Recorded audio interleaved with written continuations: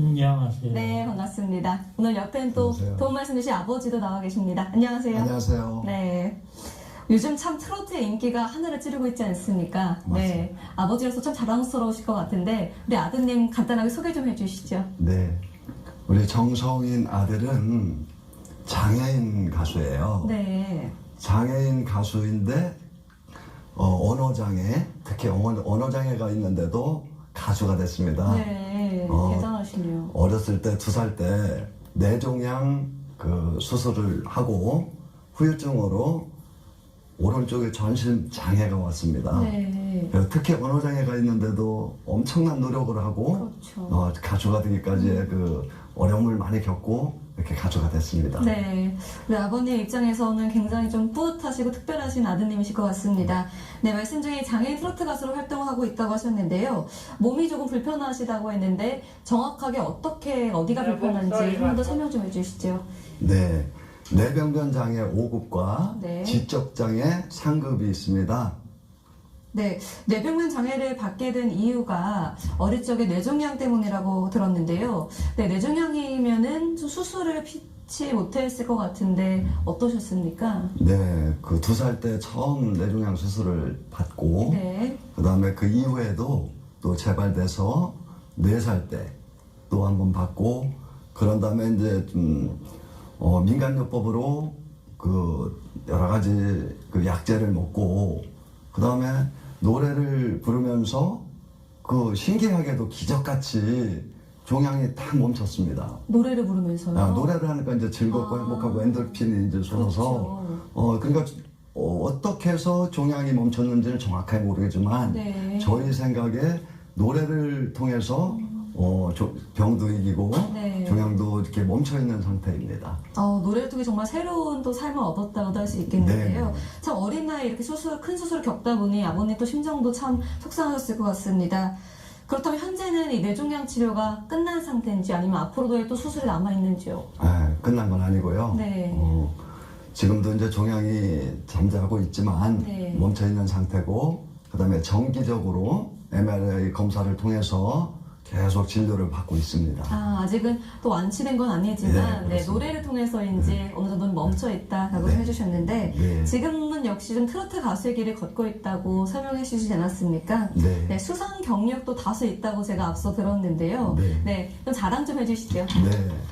그 성인이 아들이 그 장애인 가요제에 가서 참가해서 금상도 2번 받고 그다음에 우수상, 장려상 이렇게 받고 네. 그런 다음에 이제 자신감이 생기고 또 행복하고 즐거우니까 여러 그 행사에 참여를 해서 특히 이제 복지 TV에서 이렇게 행사하는 그 행사에서 최우수상도 받고 최우수상이요. 네. 그다음에 청소년 또 축제 행사에서도 우수상을 받았고요. 네. 그 뭐 등등 크고 작은 상을 좀 받았습니다. 네, 사람이 살면서 한 번의 상을 받기도 참 힘든데 이렇게 여러 번의 또 상을 받았다고 하니 참 대단하십니다. 네, 감사합니다. 네, 앞서 말씀하셨듯이 꽤 여러 대회에 참가를 하셨는데요. 처음에 가요제에 나가봐야겠다. 일반 사람들도 참 용기가 있지 않으면 쉽지 않은 일이거든요. 네, 특별한 계기가 있으셨을까요? 네. 장애인 가요제가 이제 큰 계기인데요. 네. 장애인 행사에서 이제 수상도 하고 장애인 가요제에서 상을 받다 보니까 이제 자신감도 생기고 용기가 생겨서 아주 뭐 행사가 있으면 다 참여하고 싶어 하는데 그래도 아버지가 이제 좀 만류를 했고 네. 그런데도 많이 했습니다. 그렇군요.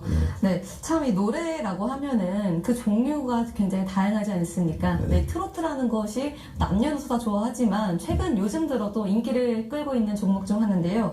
유독 그렇게 아드님이 트로트에 푹 빠지시게 된 이유가 있을까요? 네.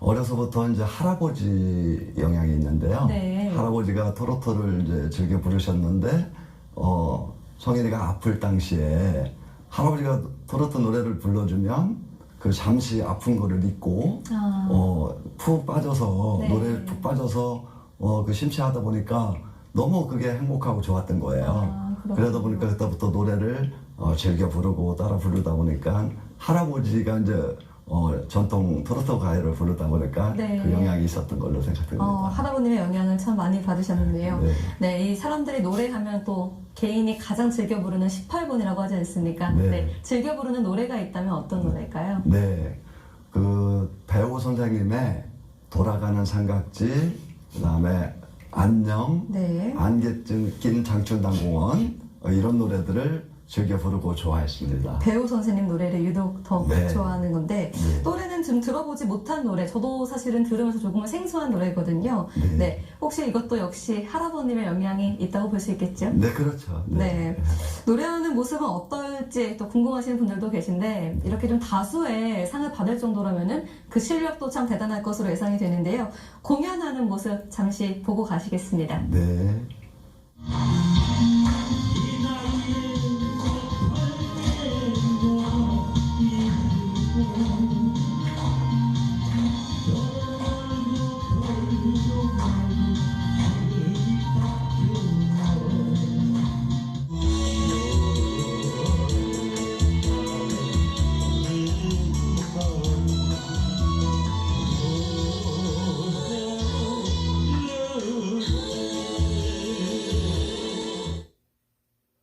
마이크를 드는 포즈나 이 다른 손 제스처가 참 네, 전문 가수 못지않은데요. 우리 정성희 씨, 저렇게 관객들 앞에 서면은 부끄럽거나 이런 거 없이 기분이 어떻습니까? 예, 기쁘고 행복해요.